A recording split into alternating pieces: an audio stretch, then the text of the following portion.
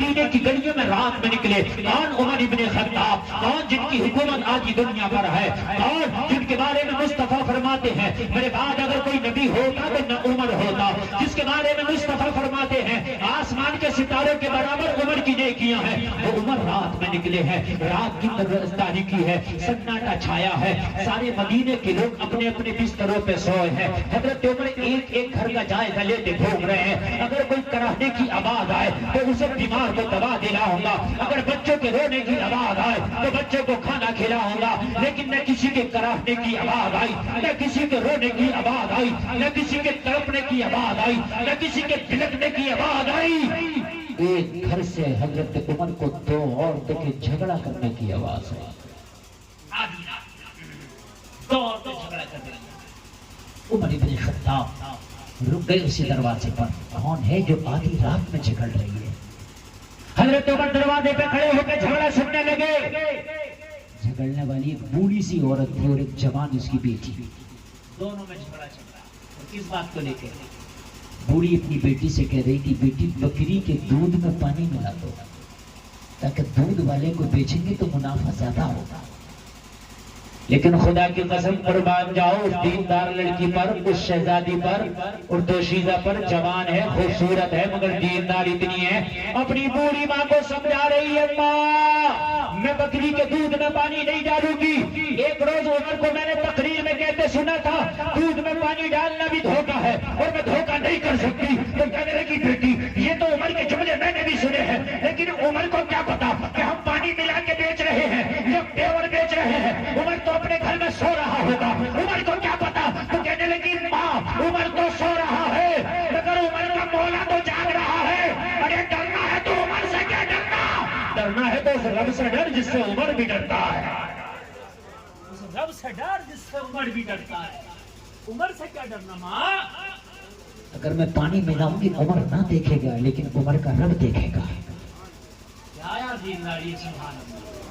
اور زور سے بولو ذرا سبحان اللہ. کیا دینداری ہے, ذرا غور تو کرے یار. کیا دینداری, یہ دینداریاں تلاش کرو.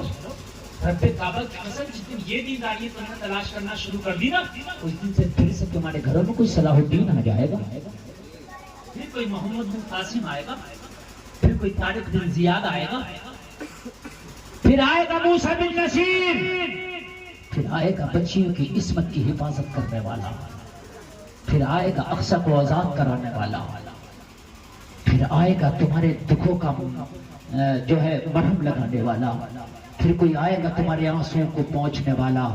لیکن ایسے نہیں آئے گا, ایسے نہیں آئے گا جو آج ہماری روش ہے. آئے گا جبھی, آئے گا جبھی جب اس روش پہ آپ چلنا شروع کر دو گے. ماں میں پانی نہیں ڈالوں گی. عمر سے کیا, عمر سے نہیں ڈرتی میں. عمر دیکھے نہ دیکھے عمر سے کیا مطلب. لیکن بیٹی عمر سے پوری دنیا ڈرتی ہے. تو جانتی نہیں روم و ایران کے بادشاہ عمر کے نام سے نامتے ہیں.